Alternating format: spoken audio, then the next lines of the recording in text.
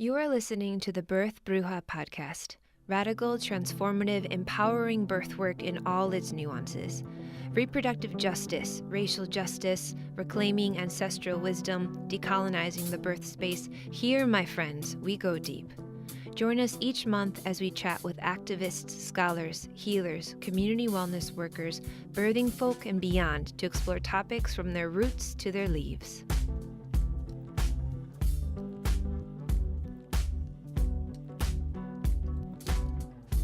Hello, brave ones. Thanks for listening to the Birth Bruja Podcast. I'm your host, Eri Guajardo Johnson, and this is episode 1, Reclamation of La Bruja. In this episode, we will cover the vision of this podcast as well as feature an interview with scholar May Elawar, where we talk about reclamation work, rape culture, birth stories, honoring our motherline, and more. Lots of juicy beginnings coming up ahead. Stay tuned. Think about the word birth. It means to bring forth, the beginning, an emergence of something new, a culmination of creation that marks a transition from one realm to another. We birth babies, ideas, businesses, creative projects, new perspectives on life. It touches all realms of our being and includes the impact of the past and the potential of the future.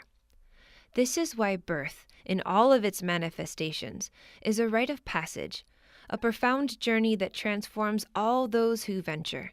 It simultaneously connects us to those who have birthed before and who are birthing in that exact moment all over the world. It is a journey of mind, body, and spirit, something that cannot be taken away nor given to another.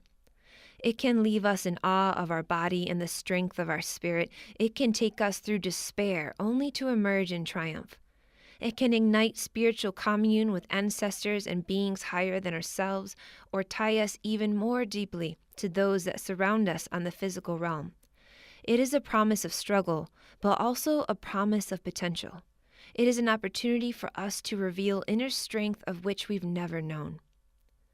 With such potential for meaning and empowerment, why does dominant Western culture approach birth as something dangerous? Why have we historically removed traditions and women-based knowledge that brought holistic approaches to birth and replaced them with pathology and attitudes of fear? What can we do to shift this patriarchal, misogynistic perspective of birth and move towards one of liberation and empowerment? What are the connections between our individual experiences and the collective experience? Thus, we arrive at the heart of the Birth Bruja Podcast. The answers to these questions are found in the nuances. As birth workers, we are not supporting our clients in a vacuum of experience that is limited to that of the birth room. The interconnectivity of identity, life experience, culture, and more are vibrant and extremely present in every moment. These conversations are meant to spark curiosity and inquiry, just as they are meant to provide information and perspective. I've intentionally used the term bruja in the naming of this podcast as an act of reclamation and an honoring of my heritage. It means witch in Spanish and is tied to the horrific practices of murder, torture, and genocide by the Catholic Church during the Spanish Inquisition. Bruja was the term used to describe women who practice plant-based medicine, women who held positions of power in their community or who had the audacity to speak out against the church. Countless indigenous peoples were massacred across the Americas under the justification that they were witches and therefore inherently evil. To this day, in many cultures throughout the world with a history of Spanish colonization, the term bruja or brujo is used to justify racist and misogynistic attitudes toward indigenous, black, brown, and female bodies. Here in the States, we share a similar history of persecution with the Salem witch burnings and the shredding away of indigenous and African cultural and spiritual traditions. I use the term bruja to honor this space that historically would have been deemed as dangerous. But maybe this is dangerous. Maybe the awakening of ancestral wisdom, the celebration of black and brown experiences, the reverence of female bodies, maybe this is all dangerous in that it will, without hesitation, change the dominant paradigm. Each month, the Birth Bruja Podcast will feature a series of conversations that relate to a single subject. The first is to provide education and context about the issue in relation to society as a whole. The second is to go even deeper and explore the issue in relation to birth work. The third is to listen and bear witness to someone's personal experience through storytelling. Throughout the podcast, I will be interviewing folks on a variety of subjects that are most often political, controversial, and extremely personal. We will range from broad topics such as sex and sexuality to the specific, such as supporting Black and Brown survivors of sexual assault. My goal is threefold. First, to open eyes and encourage those who are new to anti-oppression approaches to birth work. Second, to showcase the radical, transformational contribution of folks working the front lines. And third, to support the continuing education of birth workers in all of our manifestations. Today's episode will feature scholar May Elawar around the topic of reclamation and the weaving of the personal and the political. May is Lebanese, came to the U.S. as an international student, is a mother of two and a professor at the California Institute of Integral Studies in San Francisco, California. In this conversation, we reference her work within the Women's Spirituality program. She now teaches in the Transformative Inquiry Department and is interested in bridging spirituality and religion with social justice activism. A big welcome and thank you to May Elawar for coming on the show, for being the first interview of the Birth Bruja podcast. Thank you so much for being here. Thank you so much, Eri. It was really an amazing surprise to get that email from you and to see what you're doing right now with your degree in women's spirituality. And you're kind of walking it and living it with a program and podcast like this. So congratulations. Thank you. Thank you. Yeah, when upon the manifestation or the birth, shall we say, of this podcast, I immediately thought of you as the guest for this origin episode, because I feel that you so powerfully and beautifully embody the nuances of walking in political activism and spiritual inquiry, the nuances of focusing on the micro while also having context of the macro. And for what I want to bring in my birth work, it's an acknowledgement of all. And so when I was thinking about the topics that I would want to talk about as a foundation for this podcast, reclamation, intersectionality, again, nuances, I can't say, I'm probably going to say that word a bajillion times here, but those are all going to be strong foundation. So who better than to talk about this than you? So thank you, especially for agreeing to do it, for basically a hug and a high five. Absolutely. Thank you. So to begin, would you mind just sharing a little bit about yourself? What are you doing these days? Where are you from? So right now I am a faculty member at the California Institute of Integral Studies. I teach in a program called Transformative Inquiry. We have a master's in transformative leadership and a PhD in transformative studies. And the word nuances comes in, and the word transdisciplinary comes in, where we look at the world. It's an inquiry-based program. And we ask questions about how can we do this differently? How can we do it, in a way that's sustainable, in a way that ensures the survival of all? And we don't limit ourselves to disciplines. We search for answers everywhere, all ways of knowing, all areas of study, all peoples, all life, we look everywhere. And so it provides this holistic, transdisciplinary space of trying to come up with answers and better questions maybe to ask. So that's what I do professionally. I am originally from Lebanon. I came to the U.S. as a graduate student. And then I stayed here, and I've been in San Francisco for about 20 years. And I'm the mother of two teenage sons. So, thank you. So you said something that's already so juicy, which is ways of knowing. Can you talk more about that, please? Absolutely. So coming into academia as a younger person, so I finished my master's a long time ago when I was in my early 20s, and it was in political science, because I thought, I wanted to be an activist. I wanted to make change in the world. And I thought, politics was the way to go. And so you go into a social science and you study and you learn theory, and you learn about structures and institutions and the world. And you go into the world and you start to work. I worked in Washington, D.C. for about 5 years in various political lobby groups. And you realize that all you're doing is reinventing the wheel.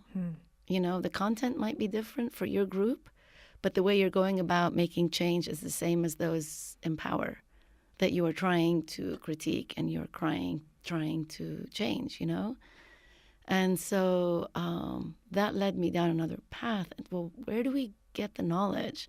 Or how can we know what is needed to make a change?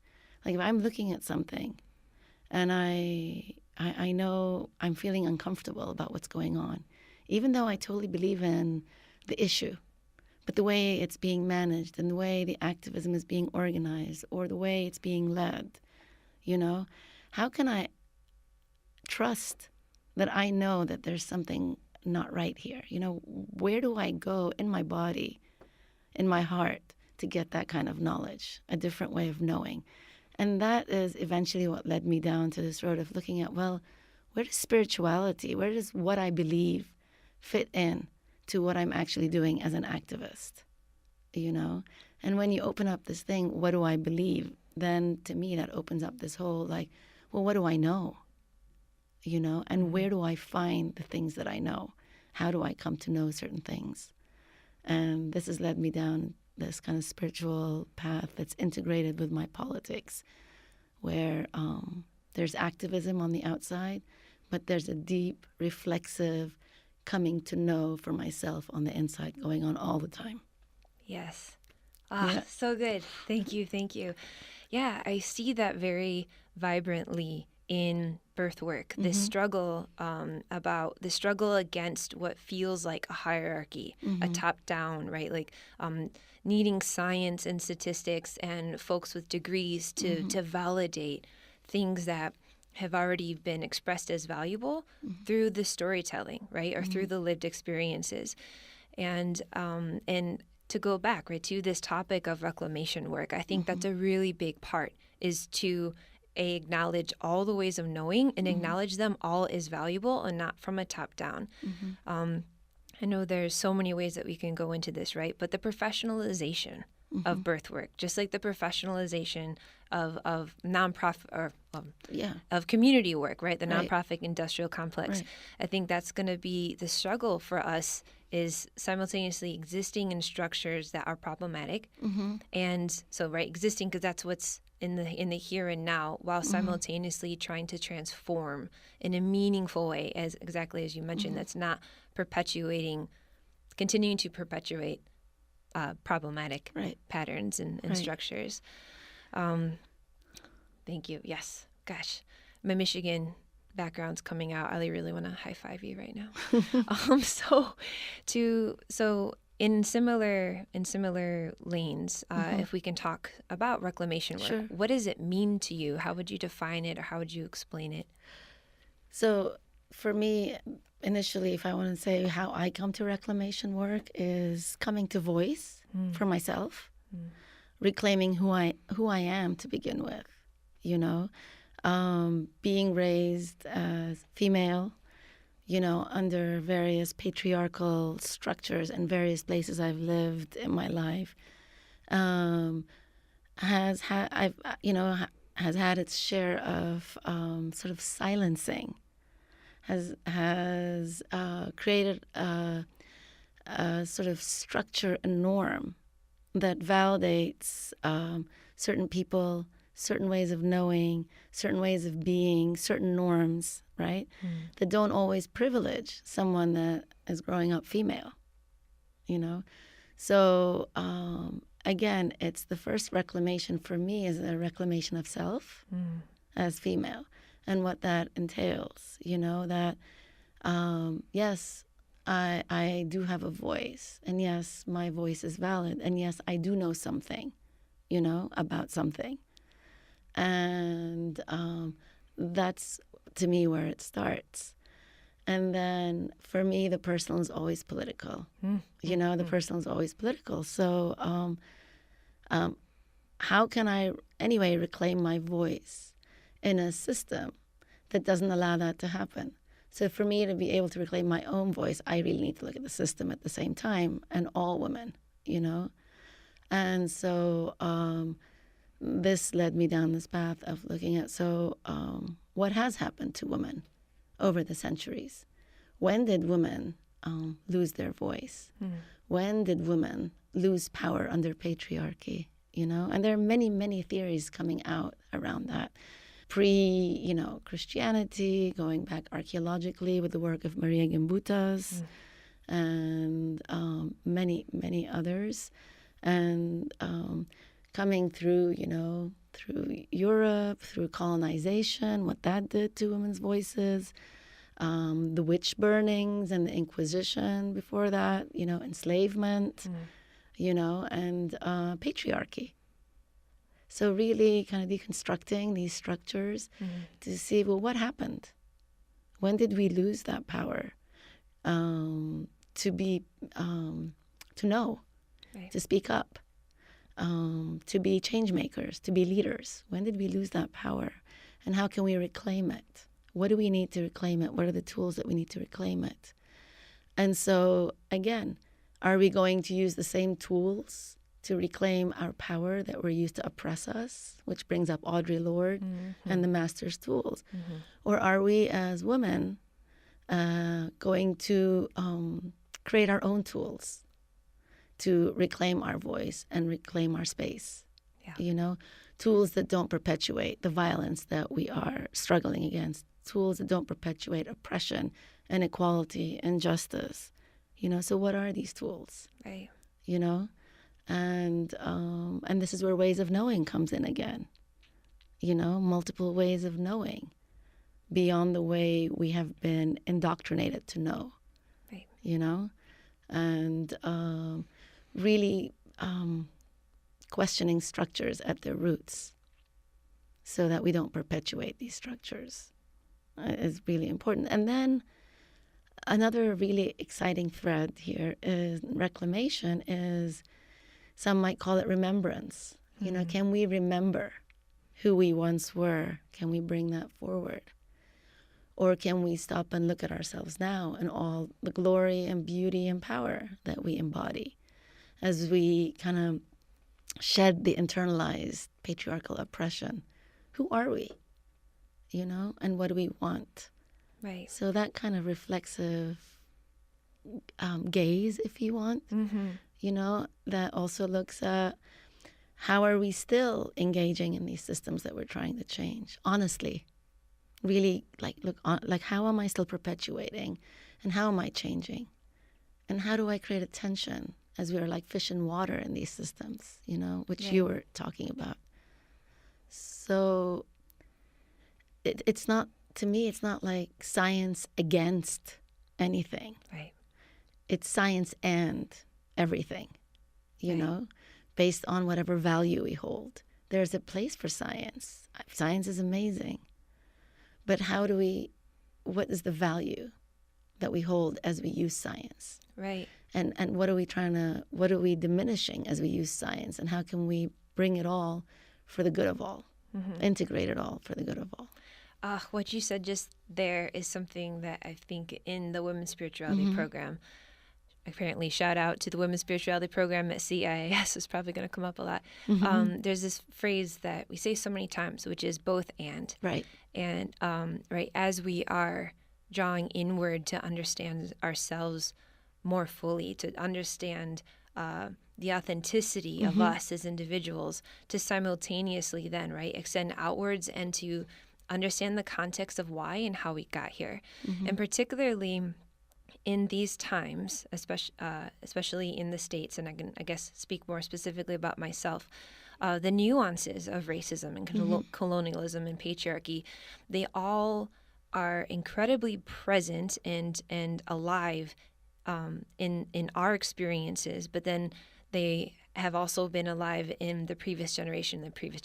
And so a lot of my work within spirituality and social justice inquiry has been navigating being biracial, right? Coming from a mother with Mexican heritage, knowing that in that heritage, there's also Spanish heritage. And particularly with my grandmother, she always celebrated the whiteness, celebrated the European heritage, and then squashed and was really very much against the indigenous blood.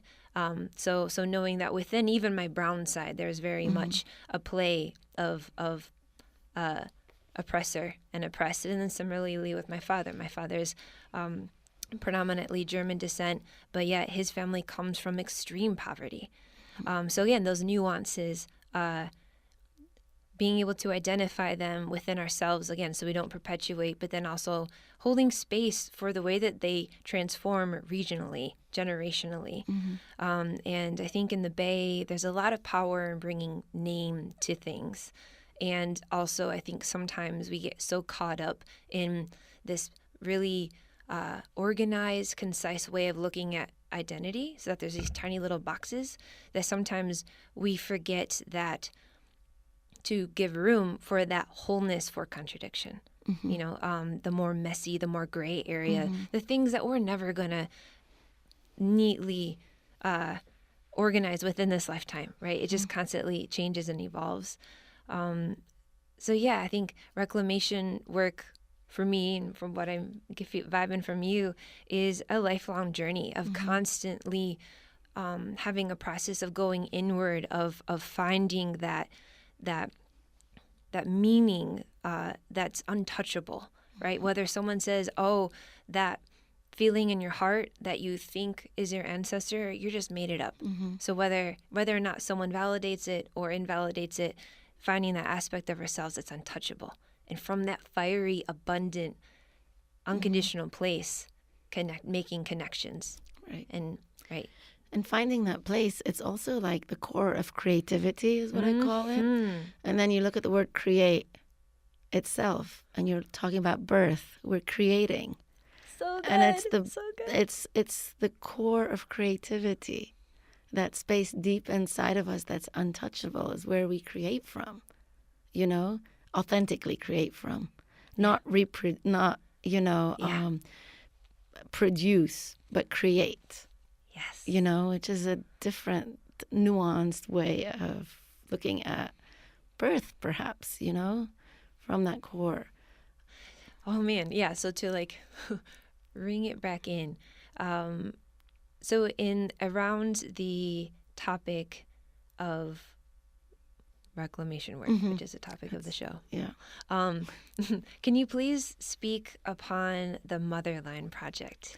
Absolutely. And so I did go, when I was a student at CIS before I became faculty there, and I graduated from the Women's Spirituality Program, another shout out to that amazing program.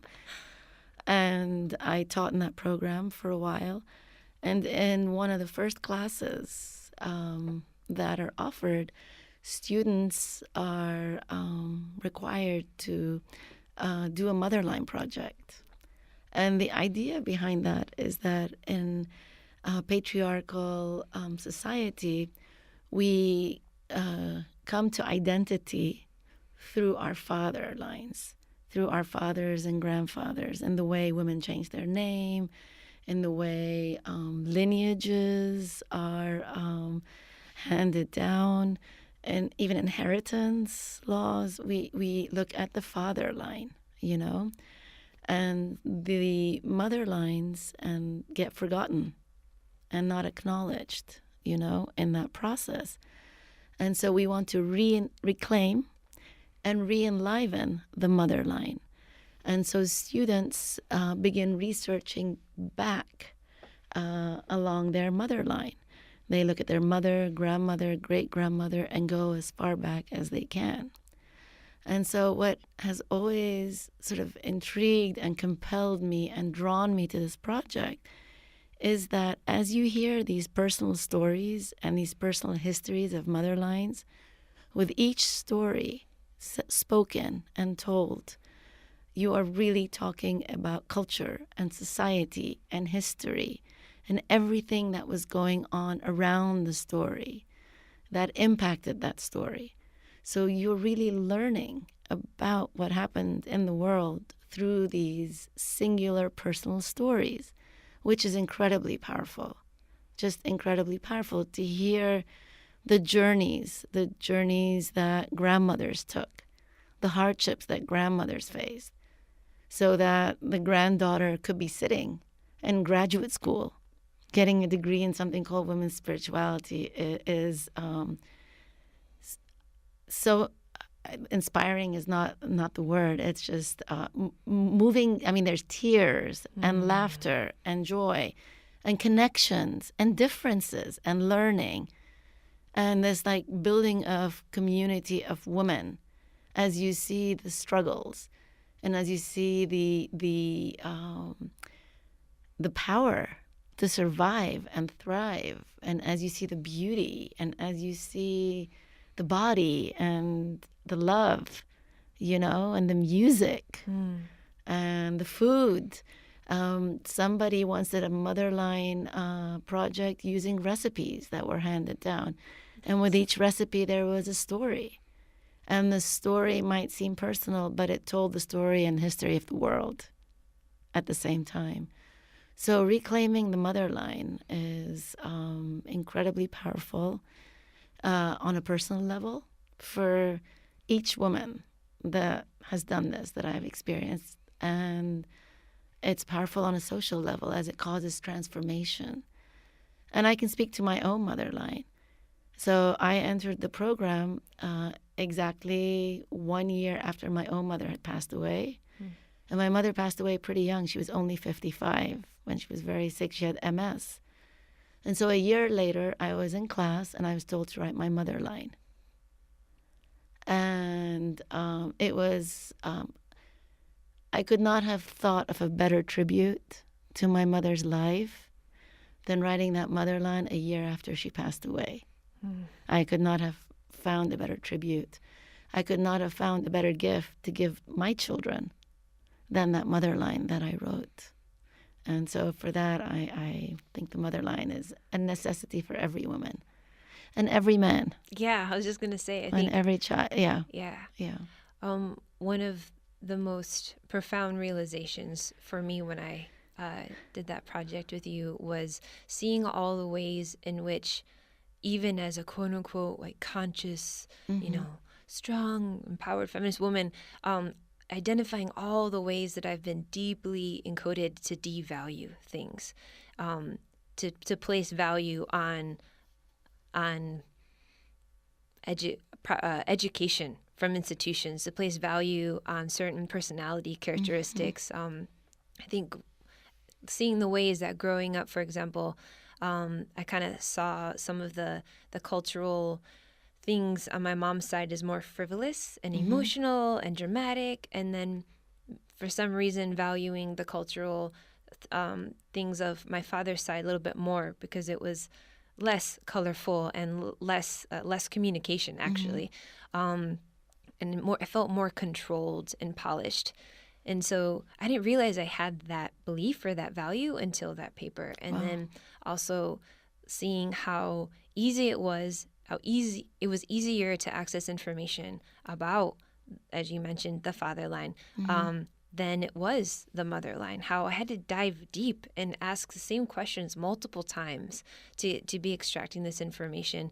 And there's so much hush-hush, particularly around topics, because I asked much around experiences of menstruation and childbirth and female bodies. That was something that was really rich for me at the time and still is. And so to see how much shame has been transposed, but then how within that culture of shame, how it's tied into patriarchy, how it's tied into trying to keep our daughters safe. How, again, multifaceted that belief was. And then even that being said, having a more recent conversation with my mom, seeing how each generation of women believed that they were raising their daughter in a radical way, right? Like my grandma told my mom, like, you're much more free and liberated than I was. And then meanwhile, my mom is like, you're much more free and liberated than I was. And I'm probably going to say the same thing to my child. But then in retrospect, looking back and being like, wow, even besides the language, what I learned through body language, through the subtle things. And I know that's also something that we've talked before is just about we talked about this before, and also you touched upon it earlier today, about the reclamation of female bodies. Right. Like, what does that mean to be able to feel okay, let alone good in your skin, to not be apologetic about the literal physical space that you take up. And yeah, I can go off in that, but I want to pause here. Would you mind actually sharing just a little bit around what you've seen regarding the reclamation of female bodies within the Motherland Project or other similar work? I mean, you said something very interesting, that we want to stay safe. We want our daughters to be safe, you know? And so when one asks that question, the other question is, well, what's the danger? You know, what are we afraid of? You know, and so, and that is a huge question, because on the surface, it looks like, yes, every generation is more free than the generation before it. So why are we still afraid? Right. So why are we still afraid? You know, I don't believe we've gone to the root of it. And I mean, I have this story that I say about Lebanon, okay? And it's kind of connected, maybe not. So when I go back and I say something like, well, I teach women's studies, women's issues, women's spirituality, women, feminism. People say, well, why do you do that? Look at you. You live in America, you teach, you're free, you travel, you know, you're free, right? I'm like, well, you consider me free? Yeah, well, but under Lebanese family law, there are many ways that I'm not free, right? As someone who has 2 children from a non-Lebanese father, I don't have the right to give them citizenship, Lebanese citizenship. Wow. As a mother who married outside, right? However, I can wear a string bikini and go swim on the beach, and that's free. Right. So thinking of the body as a commodity, as an object, but then the real rights that we need as something that we still haven't claimed or gotten. So that's one way the body has been kind of used to say you're free, but the danger is there, you know? And so with Motherline papers and Motherline stories, the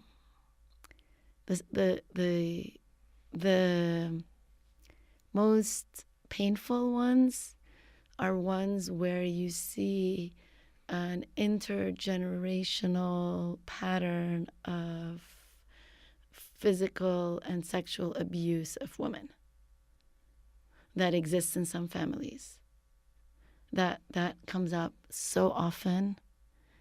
It's huge, you know, and you know, the grandmother suffered from it, the mother suffered from it, the student has suffered from it.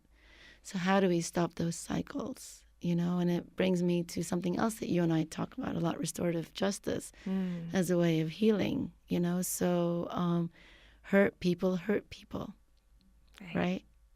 So when my body has been hurt, and when my body has been oppressed, and my body has been violated, and I'm walking around hurt, you know, perhaps I don't recognize or can't speak up for another violation that's happening. Or perhaps I violate. You know, how do we stop these cycles? Right. That's one way this has come up around women's bodies. And I mean, why, again? We live in patriarchy. I mean, it's really, we can keep pointing to that. But I'm not talking about, I'm talking about patriarchy as a system and a structure. Right. You know, that, you know, has man and woman as its other or his other. But not woman as a standalone, you know, man and its other, basically, and it owns the other and decides for the other. You know, that's what patriarchy has done, and I think we're still there. I think we're still there as property, as defined by, and there's been waves of resistance against it now with the, hashtag Me Too and so on. And we just keep chipping away until this danger, the danger that we exist in a rape culture dissipates at some point, perhaps, Yeah. I just want to reiterate something that you said, which is patriarchy isn't a us versus them. It's not like men versus women. Patriarchy is something that all genders can be strengthening and participating in. And so much came up when you were speaking, and one of it was just I had a training this past weekend around prenatal yoga, and a lot of the topic that came up was around the inherent distrust of female bodies. And one way that could look like, which we've seen with, specifically in rape culture, is that it's the, drawing from, Judeo-Christian roots, right, which is that sin is inherently within the female body. And so therefore, if she were to inspire lust or craze, it's her fault, right? So policing of our bodies because we're inherently dangerous in that way. And then viewing back to birth work, there's this inherent distrust that our bodies are like death traps for a baby, right? Particularly when we are looking at birth within a medical institution. There's, especially when you get into the birth room, there's a lot of interventions. There's a lot of monitoring, and again, it's just this inherent feeling that we're gonna keep an eye in case we need to rescue baby from your body. And how big that is in terms of the meaning around birth, and also in terms of the strategy. I mean, if I had $1 for how many clients I've had, particularly women who come from like an engineering or a tech sort of mindset, where they go in with so much fear. One big one is pain. This fear that they won't be able to cope with it, which is legit, and that's a whole nother conversation. And then the other one is this fear that they're going to do something wrong, that they're going to sleep a wrong way, that they're going to eat something wrong, thinking that one action is going to just totally transform this experience and it's going to be all on them.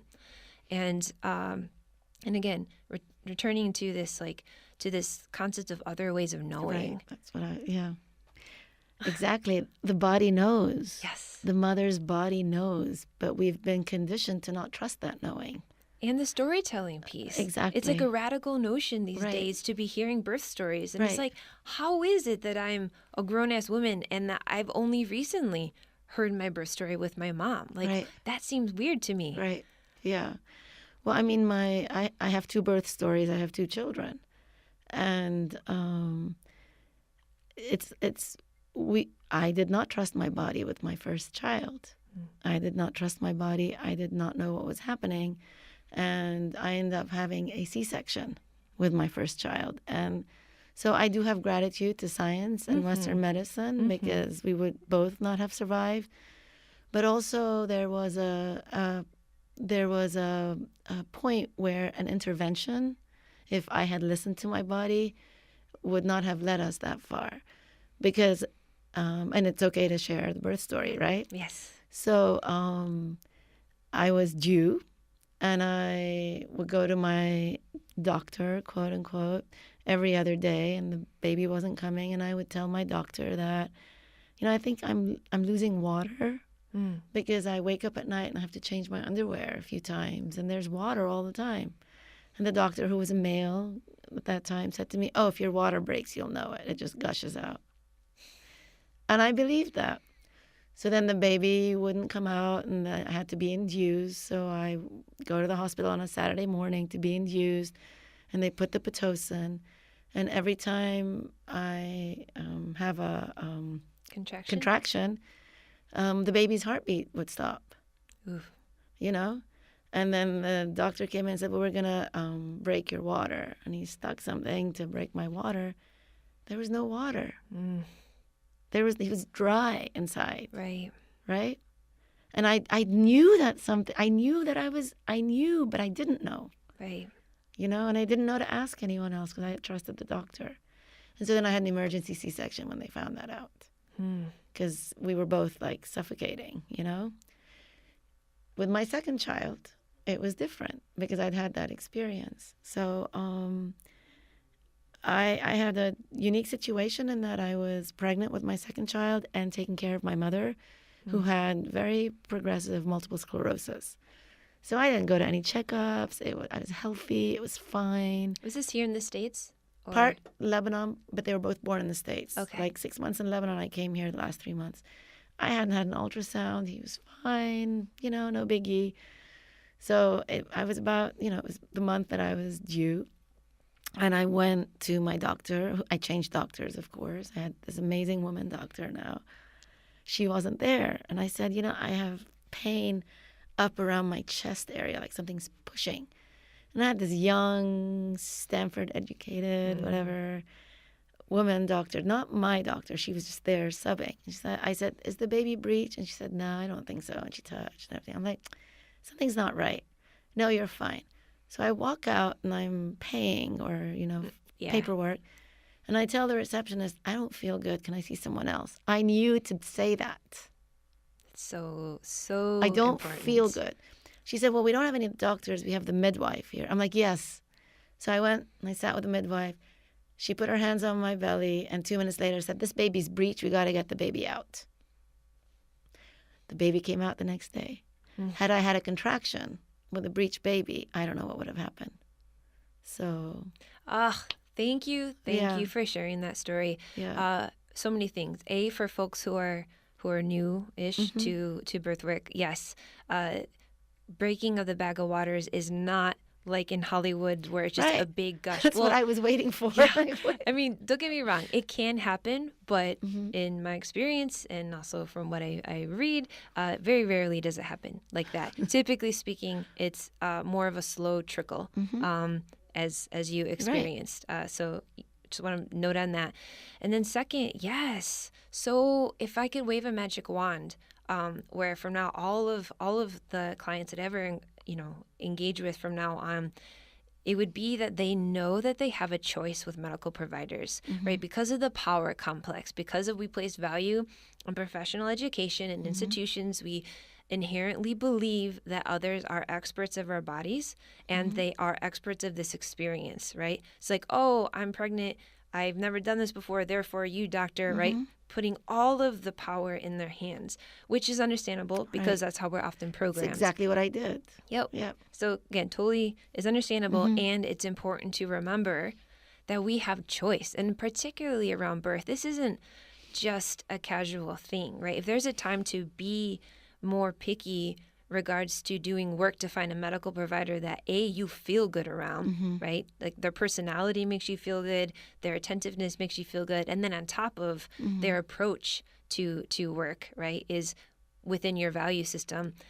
Birth is a time to do it. Right. And particularly for folks in the Bay, we're really lucky to have a variety of resources within medical institutions. One hospital to another has very different cultures, and there's a lot of hospitals around here who offer midwife support within the hospital. So you actually have each shift has an on-call midwife and an on-call OB. So, right, kind of perfect, best of both worlds, as they often say. Right. And maybe another episode we can talk more about the nuances of the differences between midwifery care and traditional OB care. So there's that. But then also for folks who don't feel safe within the medical institutions, which makes sense, right? Especially we know how historically folks of color, right, don't receive the same treatment. They're not trusted. There's a lot of publicity these days around the horrific mortality rate for Black babies and Black mothers, which in the Bay actually also there's a specific study to our area that's really, really horrifying and also like, okay, let's fucking do something about this, right? So yes, those of us in the Bay who don't necessarily feel comfortable within medical institutions, to know that there are resources around home birth or there's resources around birth centers. Again, we'll talk more about those in other episodes. It's like so rich. But yeah, so to draw it all back, it's important that we, as birthing people, however you are, to first return to your center, to know what's important to you, to know what's meaningful to you, and to prioritize that, to value that experience. And then from there to make choices on medical providers, on lifestyle changes or things that we want to weave in. That's how we cultivate empowering birth experiences that set really profound beginnings, right, into parenthood, maybe for the first time or for the second time. Oh, man, I really meant that. Okay. So we are unfortunately dwindling into the end of our call or of our conversation. But as for a last question, I just wanted to ask, in terms of advice or heart-to-heart transmission of wisdom that you would like to offer to folks who have never given birth to a baby before, or folks who have never supported a loved one through that experience, what sort of transmission of meaning would you give? Well, the first piece of wisdom is pay attention to your body and to what your body is telling you, and trust that your body is telling you something throughout the process, you know? And to do that, get to know your body. You know, get to know your body. Some people can journal about how they feel, for example. Observe, you know, sensations. Don't ignore them. Don't ignore sensations as, oh, well, yeah, that happens, and this has a scientific name, and that's what it means, you know?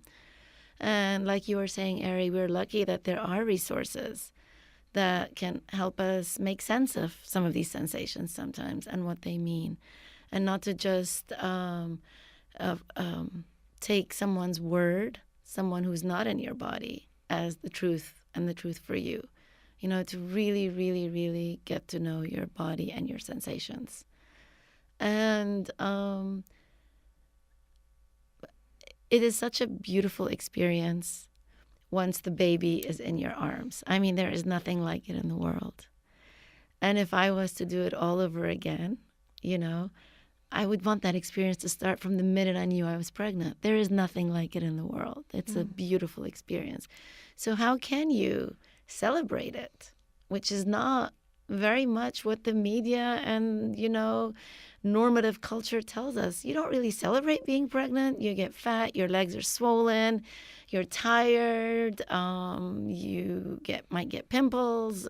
I don't know what all these myths are, you know, but how can you celebrate it from the minute you know? And because it's really, it's magic. And continue to celebrate it even after baby comes, to have that celebration extend to our bodies, to continue to extend to our bodies in the postpartum period. Right? Having that patience, having that reverence, just the same way that we celebrate what your body can do. I mean, to create life, you know, and then push the life, and you know, it's a celebration. That's my best piece of advice. Don't wait till you hold the baby. Start from day one. Thank you. Yeah. Thank you so much for being Eri, here. And good luck with the podcast. Right. And for folks who are interested in learning more about May and her work and ways to reach out to her, we'll include that information in the show notes. So great. Thank you. Thank you, Eri.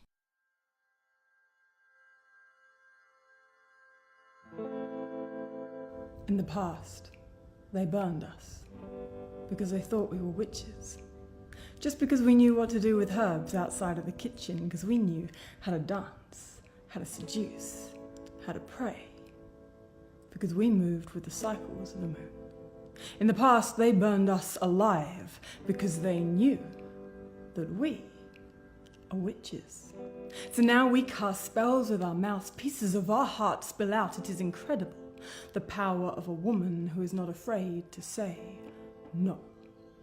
No, we won't sit any longer while you ponder on our rights to give or not give life, on our rights to make another woman our wife, on our rights to be safe, to get paid an equal wage, to have a voice. in a place where we might actually make a change. It is incredible, the amount of ways that they have slayed just to keep us small. If they could have, they probably would have burned us all, but they couldn't with fire, so they did it with words, laid down laws to determine the amount of our worth. They kept us in contracts, they separated our circles, erased us from pages and made labor-saving devices our saviors. It is incredible how quickly knowledge can fade, how much effort was invested to lead us astray. But we will not come quietly. Well, there's another thing they've tried to take away. Our rights to exclaim our orgasms ecstatically. We will not come quietly. We will open our mouths and let our spells spill out, cast poetic prayers into the night so that every woman can hear the howl of her sister's delight, reminding her that her voice deserves to be heard. Let her jaw drop, let her shame stop, let her body scream under the self-pleasure of what it means to be a woman who can speak freely. You see, words, they carry meaning. And they have fooled us for so long into believing that no means yes. So much so that I'm almost impressed, except, well, I finally discovered that they're right. So I've claimed back that no as mine, because every no I throw against their forces is another yes I retain for my own self-worth. It is a spell I cast for my own protection. It is incredible, the power of a woman who is not afraid to say no. And this old witch, I'm done with broomsticks. I'm done with know your place. This witch knows that some knowledge just won't fade. That every woman is my sister. That through the hubble and the bubble and the toil and the trouble, we grow stronger when we cast our spells together. That we entered the fire and now we rise from the ashes, and we are holding our candles and lighting our matches until the night becomes lighter and our voices can grow, because we have remembered we are witches and we have learned to say no.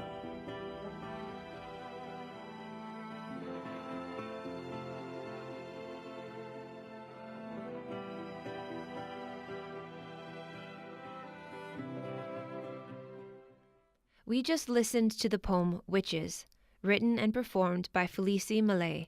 The music you heard on today's show is Green and Gold by Lian Lahavas. Deep gratitude to May Elawar for being the inaugural guest on the Birth Bruja Podcast. I've been your host, Eri Guajardo Johnson. The Birth Bruja Podcast is produced by Catherine Petru of We Rise. Be sure to check out show notes for links and resources. Follow us on SoundCloud and help us expand the impact of this work. Until next time, my friends, thank you for all the ways you show up in this world. Blessings and gratitude.